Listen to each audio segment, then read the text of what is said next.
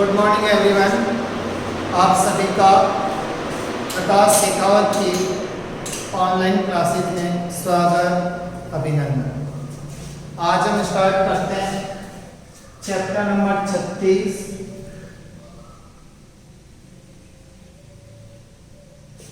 Chapter number है 36, मानव गुणसूत्र विकृतियां।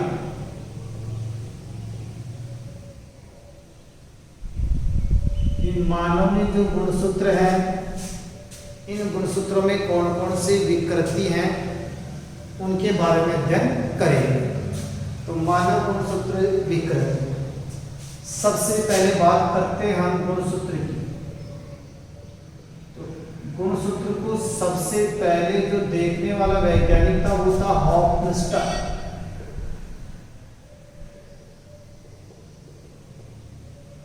सबसे पहले गुणसूत्र को किसने देखा? हॉफमस्टर ने देखा। नामकरण, नामकरण का मतलब है कि गुणसूत्र नाम या क्रोमोसोम शब्द, क्रोमोसोम शब्द किसने दिया? क्रोमोसोम शब्द दिया डब्ल्यू वाल्डेयर। क्रोमोसोम शब्द दिया डब्ल्यू वाल्डेयर। अब देखिए टॉपिक लेते हैं, मानव में लिंग निर्धारण, सेक्स डिटर्मिनेशन,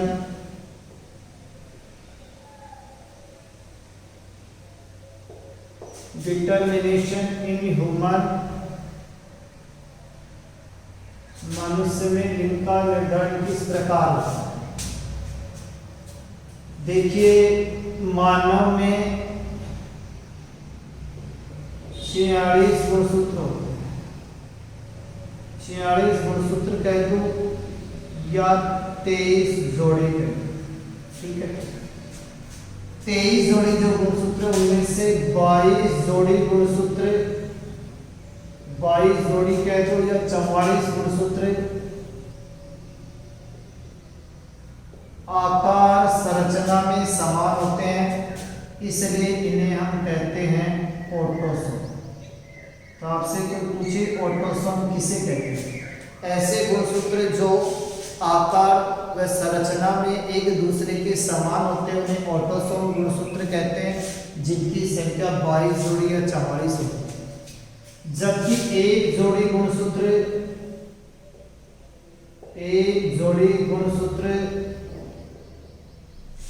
नर व मादा में अलग अलग होते हैं। नर व मादा में कैसे होते हैं? पृथक पृथक होते हैं, जिन्हें हम कहेंगे अलिंगीय गुणसूत्र।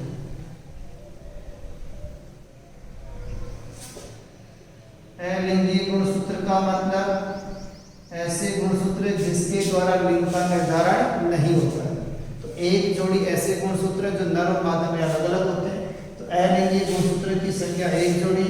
और ऑटोसोम या इसको बोलते हैं, लिंगीय गुणसूत्र बोलेंगे, इसको बोलेंगे अलिंगीय गुणसूत्र। इनकी संख्या कितने जोड़ी है? 22। देखिए मादा में XX गुणसूत्र एक जोड़ी होते हैं और नर में XY गुणसूत्र एक जोड़ी होते हैं। अगर XX गुणसूत्र होंगे तो क्या उत्पन्न होगी? लड़की। और अगर XY उत्पन्न हो गुणसूत्र है तो क्या उत्पन्न होगा? लड़का। तो इसमें ध्यान रखना है कि XX गुणसूत्र से लड़की और XY से लड़का। अब फीमेल में XX गुणसूत्र होते हैं, इसलिए लिंग का निर्धारण में कोई योगदान नहीं, जबकि नर में XY विषम युग्मजीय गुणसूत्र है, इसलिए लिंग का निर्धारण होता है। तो क्वेश्चन, क्या लड़की उत्पन्न होने का दोष महिलाओं को दिया जाना सही है, गलत है? तो क्यों? तो ध्यान रखना, लड़की उत्पन्न होने का दोष महिलाओं को दिया जाना गलत है, क्योंकि महिला में XX गुणसूत्र होते हैं जो लिंग निर्धारण में भाग नहीं लेते, जबकि नर में एक्स वाई गुणसूत्र विषम युग्मज होते हैं जिनके द्वारा लिंग का निर्धारण होता है, जो लिंग निर्धारण की क्रिया कर। अब इसके बाद में एक छोटा सा टॉपिक और है, इसी में देखते हैं कि ये तो गए गुणसूत्र की, आप पढ़ते हैं 3 प्रकार। अगला टॉपिक हम लेते हैं क्रोमोसोम के प्रकार, यानी गुणसूत्र के प्रकार। 3 प्रकार के गुणसूत्र होते हैं। एक होता है वायरल क्रोमोसोम,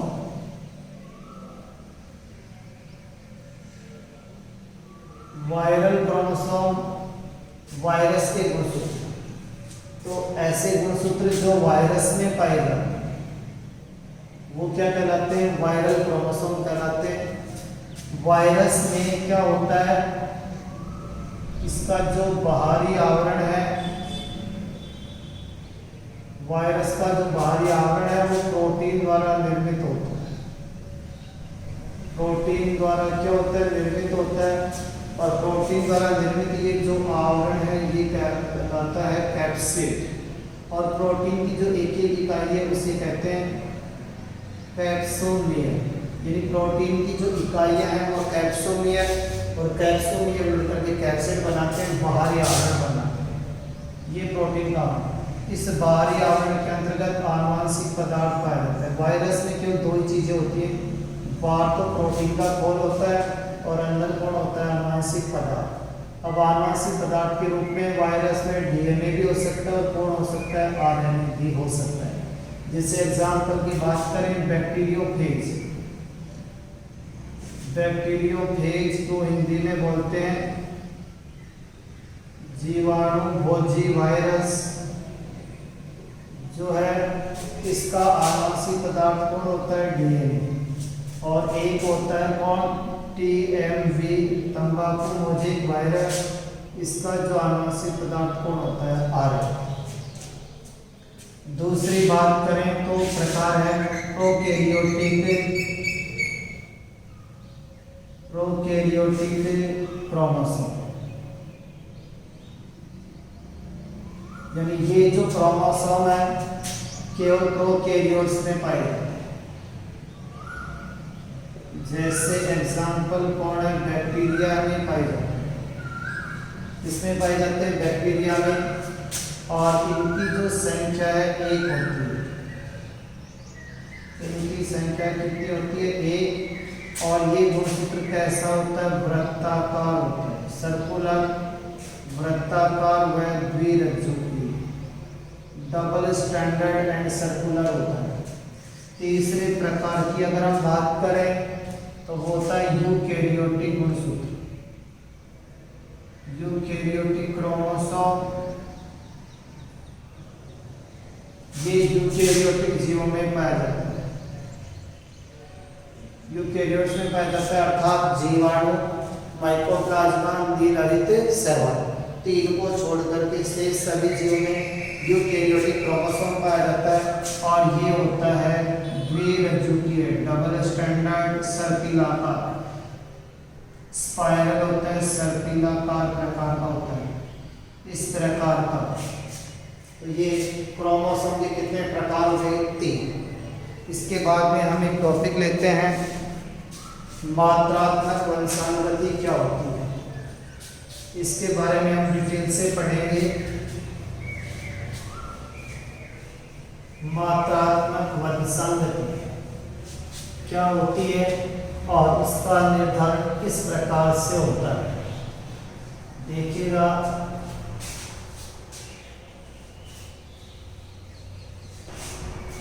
टॉपिक का नाम है मात्रात्मक वंशानुगति। देखिए क्या होता है, लक्षण कितना हो 1 और जीने क्या हो अनेक। यानी एक लक्षण का नियंत्रण जब अनेक जीनों से होता है उसे कहते हैं मात्रात्मक वंशानुगति। परिभाषा देखिए, जब एक लक्षण का नियंत्रण अनेक जीनों से होता है, दो से अनेक जीनों से होता है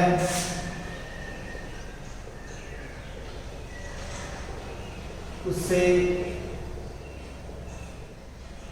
मात्रात्मक वंशांगति या बहुजीवी वंशांगति कहते हैं। इसके लिए एग्जाम्पल ले सकते हैं। एग्जाम्पल नंबर 1 है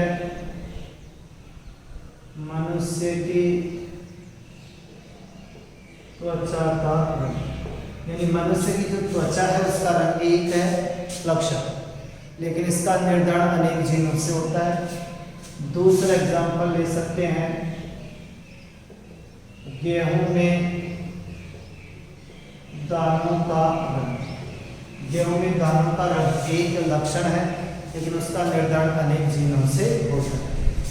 तो इसको हम क्लियर करते के बाद देखते हैं। देखिए, सबसे पहली बात करते हैं लक्षण, तो है पहला है गेहूं का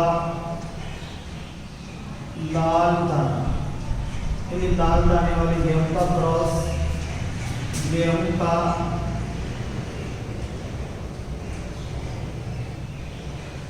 सफेद दाना या काला दाना। एक तो कौन सा दाना है लाल, और दूसरा दाना सफेद रंग का दाना ले लिया। अब इसके लिए हम क्या लेंगे, जीन R1, R1, R2 और R2। लक्षण एक है, जीन क्या है, इसके लिए ले लिया R1, R1, R2 और R2।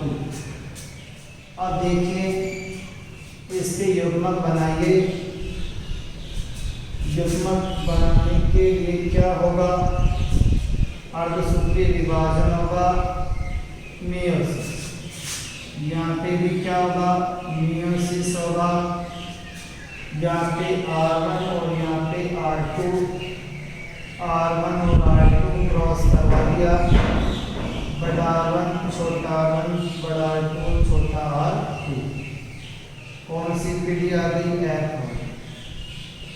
अब देखिए F1 पीढ़ी आ गई। अब इससे पीढ़ी कौन सी प्राप्त करेंगे, F2। F2 पीढ़ी प्राप्त करने के लिए हमें क्या करना पड़ेगा, इसके युग्मक बनाने पड़ेंगे।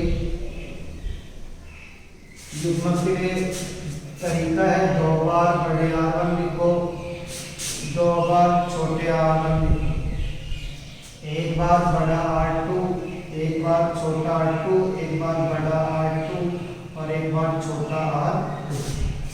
इस प्रकार बना लो, युग्मक बन गए। अब सबसे पहले 16 डब्बे बनाइए, बन गए होंगे, बन गए 16 डब्बे। 16 डब्बे बनाने के बाद में देखिएगा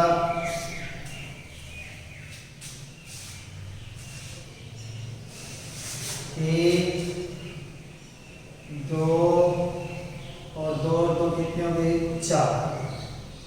1, 2 और 2 कितने हो गए, 4। ठीक है। अब इनका क्रॉस इनसे करा दो, 2 बार बड़े R1, 2 बार छोटे R1, 1 बार बड़ा R2 छोटा R2 बड़ा R2 छोटा R2, 1 बार बड़ा R1, 2 बार बड़े R1, 2 बार छोटे R1, 1 बार बड़ा R2, 1 बार छोटा R2 बड़ा R2 और छोटा R2। अब देखो इस एक का क्रॉस इन चारों से, फिर इसका क्रॉस इन चारों से, फिर इसका क्रॉस इन चारों से और इसका क्रॉस इन चारों से। सबसे पहले देखिए बड़ा R1 बड़ा R1 बड़ा R2 बड़ा R2। अब देखिए बड़ा R1 बड़ा R1 बड़ा R2 छोटा R2, बड़ा R1 छोटा R1 बड़ा R2 बड़ा R2। यहाँ पे देखिए बड़ा R1 छोटा R1 बड़ा R2 छोटा अब इसमें देखिए बड़ा R1 बड़ा R1 बड़ा R2 छोटा R2 बड़ा R1 छोटा R1 बड़ा R2 बड़ा R2 बड़ा R1 छोटा R1 बड़ा R2 छोटा R2। ये अब इसको भरिए बड़ा R1 छोटा R2 छोटा R2 बड़ा R1 छोटा R1 बड़ा R2 छोटा R2। तो देखिए बड़ा R1 छोटा R1 छोटा R2 छोटा R2। इसमें कहेगा बड़ा R1 छोटा R1 बड़ा R2 छोटा R2। फिर इसमें छोटा R1 बड़ा R2 बड़ा R2। फिर इसमें बड़ा R1 छोटा R1 बड़ा R2 छोटा R2। इसमें बड़ा R1 छोटा R1 छोटा R2 छोटा R2 बड़ा छोटा R1 बड़ा R2 छोटा R2 छोटा R1 छोटा R2 छोटा R2। इसके लिए याद रखना एक हिंट का, उस हिंट से आप इस चैप्टर को पहचान लें। अगर 4 बार बड़े R आते हैं तो समझ लेना वो दाना कैसा होगा है। 3 बार आते हैं तो कैसा होगा गहरा गुलाबी, ये रख लेना। 2 बार आते हैं बड़े R तो क्या होगा गुलाबी, एक देसी तरीका है। और 1 बार आता है तो इसका मतलब है वो कैसा होगा हल्का गुलाबी। इसके आधार के ऊपर निर्धारण करना। बड़े 4 आ रहे हैं तो कैसा होगा लाल, 3 है तो गहरा गुलाबी, 3 है तो गहरा गुलाबी, 2 है तो गुलाबी, 3 है तो गहरा गुलाबी, 2 है तो गुलाबी, 2 है तो गुलाबी, 1 है तो हल्का गुलाबी और 4 ही हैं तो कैसा हो जाएगा सफेद। ये कैसा हो जाएगा 3 है तो गहरा गुलाबी, 2 है तो गुलाबी, 2 है तो गुलाबी, 1 है तो हल्का गुलाबी, 2 है तो गुलाबी, हल्का गुलाबी, 1 है तो हल्का गुलाबी और ये कैसा हो जाएगा सफेद। अब इसका अनुपात निकालिए। एक तो कौन सा होगा लाल अनुपात गहरा गुलाबी अनुपात गुलाबी अनुपात हल्का गुलाबी अनुपात सफेद। यानी 1 2 3 4 5 प्रकार की संपत्तियां बनेंगी। लाल 1 लाल लाल लाल लाल लाल की कितनी संपत्ति बनी है 1। गहरा गुलाबी 1 2 3 4। गहरा गुलाबी कितने बने 4। गुलाबी कितने बने 1 2 3 4 5 6। गुलाबी कितने बन गए 6। हल्का गुलाबी 1 हल्का गुलाबी 2 3 4। हल्का गुलाबी 4 और सफेद कितना 1। 4 है 5 6 9 4 5 तो 5 से 5 10 6 16। टोटल संपत्तियां कितनी हो गई 16। यानी लाल का 1 गहरा गुलाबी का 4 गुलाबी का 6 हल्का गुलाबी का 4 और सफेद का 1 और इसको अपन लाल और सफेद के रूप में अगर देखना चाहें तो 15:1 के रूप में इसको व्यक्त कर सकते हैं। इस प्रकार ये होती है मात्रात्मक वंशांतर। अब इसमें आगे देखते हैं हम लोग। अब हमारे पास दो प्रकार के गुणसूत्र थे, एक लिंगीय गुणसूत्र थे और दूसरा गुणसूत्र कौन सा था, अलिंगीय। तो सबसे पहले हम बात करें तो हम अलिंगीय गुणसूत्र से उत्पन्न असमानताएं देखते हैं कि अलिंगीय गुणसूत्र के दौरान कौन कौन सी असमानताएं उत्पन्न होती हैं और लिंगीय गुणसूत्र के दौरान कौन कौन सी असमानताएं उत्पन्न होती हैं, उसके डिटेल जो है अब हम इसमें देखेंगे।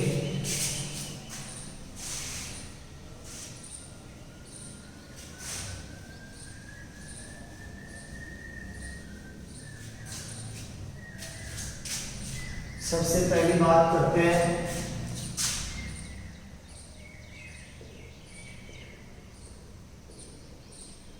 अलिंगीय गुणसूत्रीय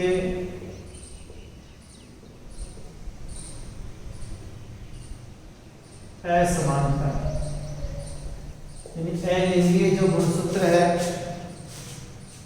उसमें कौन कौन सी असमानताएं हैं उसके बारे में पढ़ते हैं। सबसे पहला जो हम पढ़ते हैं वो है डाउन सिंड्रोम। डाउन सिंड्रोम को मंगोलिज्म भी कहते हैं।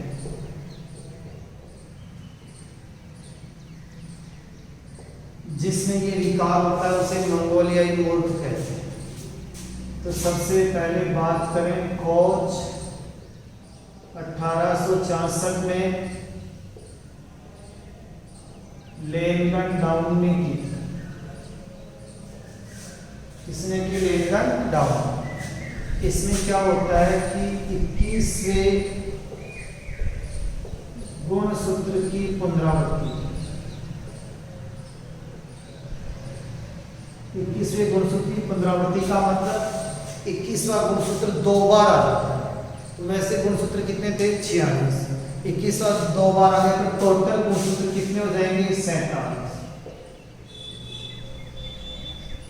टोटल जो क्रोमोसोम है वो इस रोग में कितने हो जाएंगे? 47। कितना बढ़ गया? 1। इसका कारण क्या है? क्यों बढ़ जाता है? एक कारण तो क्या होता है कि अर्धसूत्री विभाजन होता है युग्मक जनन के लिए। युग्मक जनन के समय अर्धसूत्री विभाजन होता है तो गुणसूत्रों की संख्या क्या हो जाती है? आधी। तो इसमें क्या होता है, युग्मक जनन के समय जो अर्धसूत्री विभाजन होता है उसमें त्रुटि हो जाती है और अर्धसूत्री विभाजन में त्रुटि होने के कारण जो अंडाणु में है ना वो 23 के स्थान पे कितने गुणसूत्र चले जाते हैं? 24।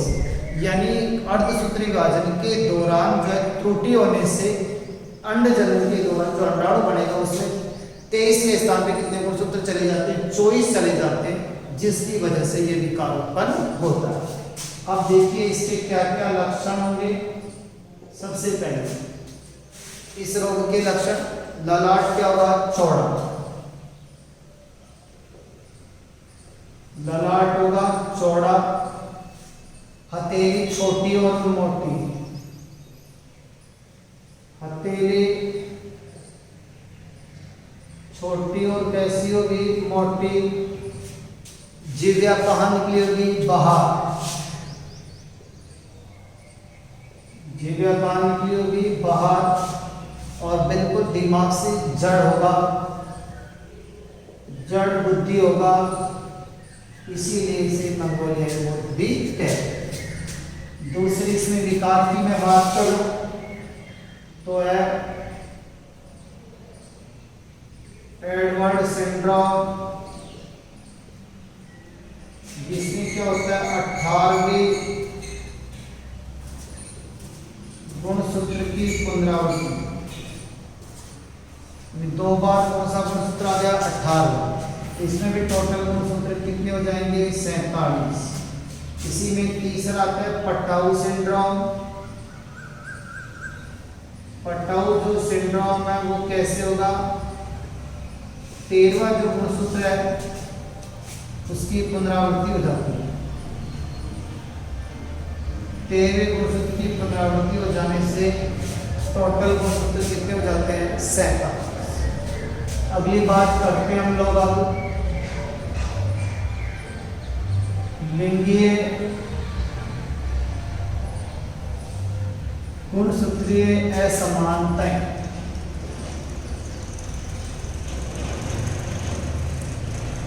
यानी जो लिंगीय गुणसूत्र है उसमें विकार के कारण क्या होगा? सबसे पहला है टर्नर सिंड्रोम।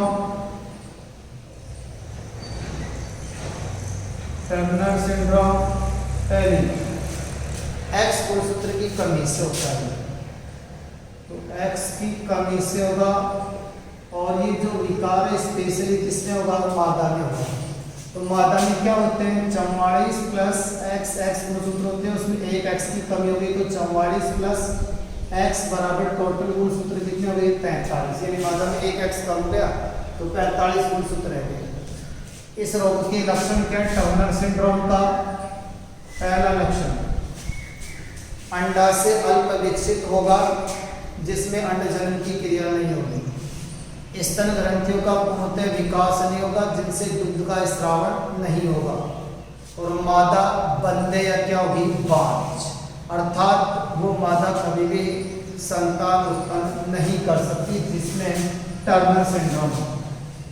दूसरा इसमें डिजीज है, उसका नाम है क्लाउन-फेल्टर सिंड्रोम।